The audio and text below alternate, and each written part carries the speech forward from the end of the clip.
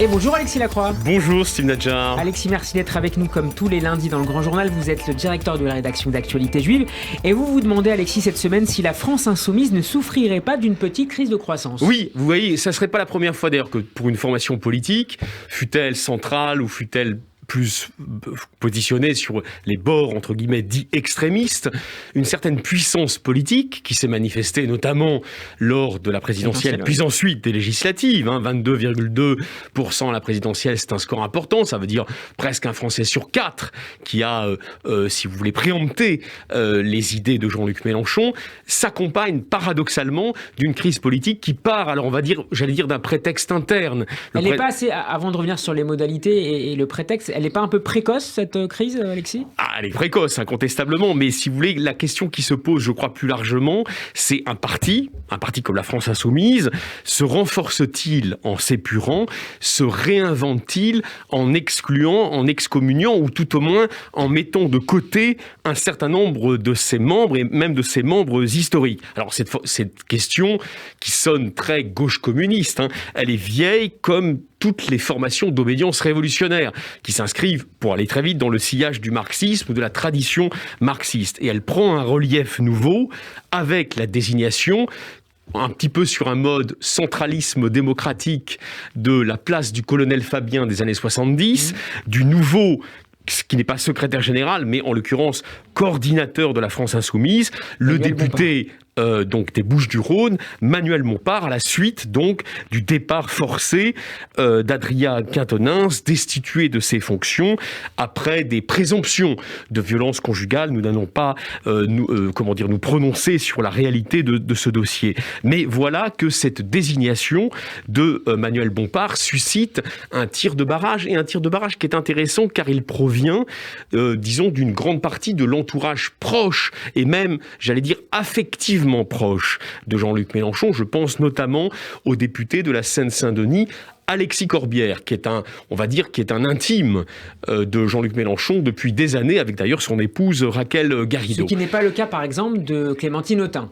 Naturellement. Alors, vous avez raison, on citera d'ailleurs ensuite Clémentine Autain, mais effectivement, Alexis Corbière se situe dans un cercle qu'on peut appeler le premier cercle de Jean-Luc Mélenchon. Ce sont des amis, ils discutent souvent, ils ont des conversations politiques, ils ont des complicités politiques, ils ont une communauté de vues, je crois, sur un certain nombre de sujets. Et ils ont aussi d'ailleurs un substrat qui est un substrat républicain, plus républicain en tout cas, qu'un certain nombre de députés d'aujourd'hui de la France Insoumise que l'on peut entendre. Alors justement, c'est ça qui rend intéressant la prise de position éminemment critique d'Alexis Corbière dans les colonnes du Monde, en l'occurrence, où il fait état du désaccord radical qu'il éprouve avec le résultat, donc cette nomination de Manuel Bompard, conséquence, selon lui, je cite, d'un processus qui ne joue pas collectif, n'associe pas assez les militants et n'intègre pas les différentes sensibilités de notre mouvement qui s'incarnent dans certaines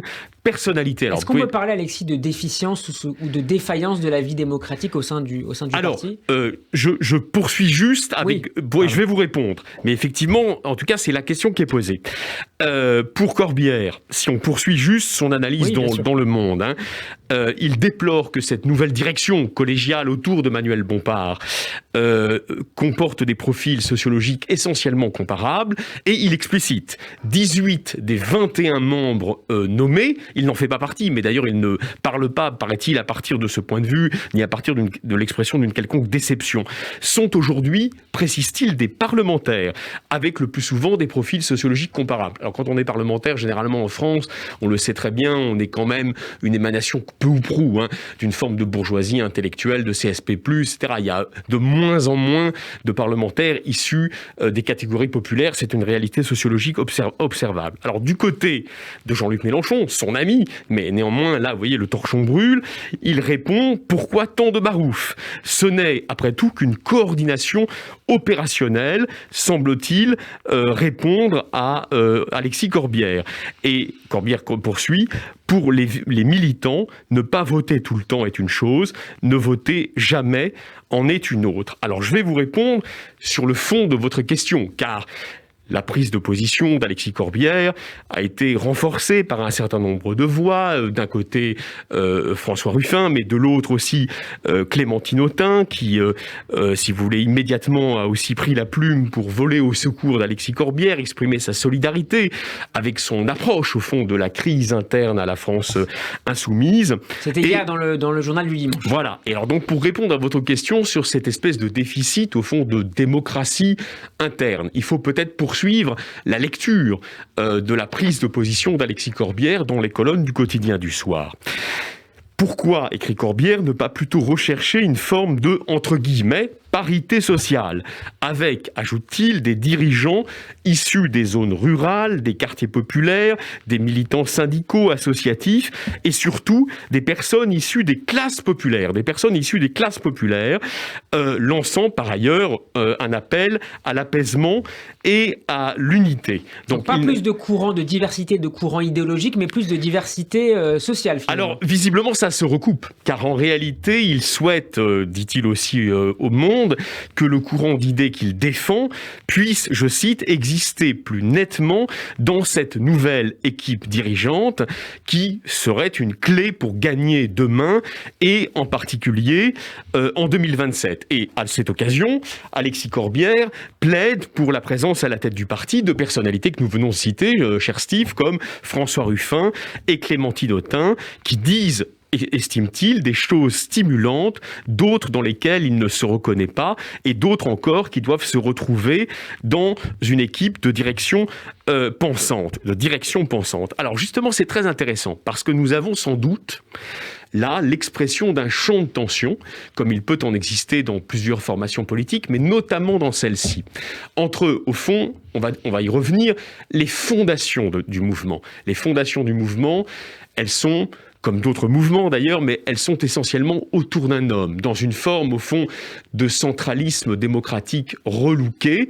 Et c'est évidemment autour de Jean-Luc Mélenchon, Alexis Corbière le sait très bien, il a construit le mouvement avec lui, que cette formation politique a émergé, a cru en importance, en audience, et est devenue en quelque sorte une des voix du peuple possible, puisque c'était leur ambition dès le départ. Et de l'autre côté, une autre exigence, en quelque sorte, j'allais dire presque antithétique, on va dire ontologiquement antithétique, qui est d'être le reflet de la nouvelle société française dans sa diversité, c'est-à-dire justement ces classes populaires issues des quartiers, mais pas seulement, issues de la ruralité également, qui se sentent des laissés pour compte de la mondialisation, qui n'ont pas le sentiment d'avoir un accès à la visibilité médiatique, à la visibilité institutionnelle, qui seraient donc en quelque sorte davantage le vrai peuple que ces députés ou ces parlementaires que pointe Alexis Corbière dans son analyse du monde. Est-ce qu'il y a aussi, Alexis, un rapport plus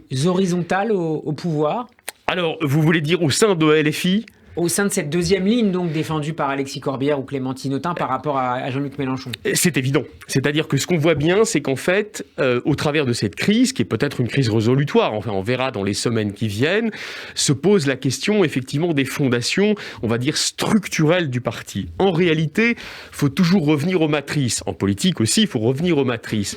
Dans quelles circonstances, souvenez-vous, Jean-Luc Mélenchon fonde-t-il le mouvement des Insoumis, la France insoumise? Eh bien, dans des circonstances, au fond, de dissidence vis-à-vis du Parti socialiste. Il fonde en grande partie la France insoumise comme une sorte d'antithèse du Parti socialiste, estimant, à tort ou à raison, là on ne juge pas, on décrit le réel en quelque sorte d'une origine, que les guerres de chapelle, qui ont longtemps fait rage au Parti socialiste et à laquelle certains artistes de la politique comme François Hollande savaient mettre un terme grâce à des fameuses motions de synthèse, ont fini par tuer son ex-famille politique. Et donc, lorsqu'il a fondé LFI, il fonde LFI comme une sorte d'anti-PS, en insistant sur le fait qu'il ne s'agit pas d'un parti, mais d'un mouvement structuré autour de lui. Et donc, vous avez absolument raison, la désorganisation apparente de LFI est en fait ultra organisée. Elle est même, s'il fallait prendre des comparaisons historiques, mutatis mutandis, naturellement, mais elle ressemble bien davantage, au modèle crypto-stalinien du Parti communiste des années 70, qu'à une organisation trotskiste comme la LCR, par exemple. Et il s'agit donc d'un petit groupe de personnes autour duquel vont se concentrer les décisions principales, sachant que ce petit groupe de personnes est relié directement au caudillo local qui s'appelle Jean-Luc, que tout le monde appelle Jean-Luc, et bien sûr qui assume parfaitement l'extrême verticalité de l'organisation. Alexis, un dernier mot sur l'extrême droite hors les murs, oui. À propos de laquelle Alain Finkielkraut a proposé récemment une analyse. Oui, récemment, d'ailleurs, on va la retrouver dans Actualité Juive bientôt, mais elle est intéressante. Si vous voulez, aujourd'hui, on cherche, au fond, quelle est l'essence de l'extrême droite. Non pas que l'extrême droite ait disparu du parti auquel on associe le plus souvent son nom et son héritage historique, je veux dire le Rassemblement national. En revanche, si vous voulez, il y a peut-être un degré, une teneur en extrême droite, si vous me passez l'expression, moins importante dans le RN d'aujourd'hui que dans le parti de Jean-Marie Le Pen, qui se spécialisait dans les calembours antisémites ou dans la relativisation des chambres à gaz dans l'histoire de la Seconde Guerre mondiale. Nous sommes donc dans un contexte nouveau. En revanche, l'idée d'Alain Finkielkraut, qui me paraît originale et en tout cas à creuser, c'est que l'extrême droite en France n'a évidemment pas disparu, mais elle s'exprime aujourd'hui dans un horizon essentiellement extra-partidaire, pour le dire autrement, en dehors des partis que l'on associe à tort ou à raison à cette idéologie. Et elle reposerait, selon lui, c'est à méditer, je crois, sur un trépied. Un anti-américanisme radical, une poutinophilie assumée et un complotisme dont l'une des expressions, disons, les plus récentes a été l'idéologie anti-vaccinale qui s'est manifestée avec les excès que l'on connaît et souvent même le délire rationnel que l'on connaît. Ceci est intéressant, pourquoi ? En quelques secondes, Alexis. Voilà, car ça montre que les dynamiques historiques des idéologies se situent aussi en dehors des partis et que on se trompe en quelque sorte lorsque l'on veut réduire des partis à des idéologies monolithiques et fixes. Aujourd'hui, je ne suis en aucun cas l'avocat du Rassemblement national, ça n'est pas du tout l'objet. Mais si l'on reprend la grille d'Alain Finkielkraut, ce que l'on constate, ce qu'on est obligé de constater dans le Rassemblement national d'aujourd'hui, c'est qu'il y a une forme de bonapartisme. Or, historiquement, vous pouvez faire tous les reproches que vous voulez au bonapartisme. Le bonapartisme, c'est un étatisme jacobin, centralisé, etc. Mais il n'appartient pas au champ de l'extrême droite, c'est autre chose.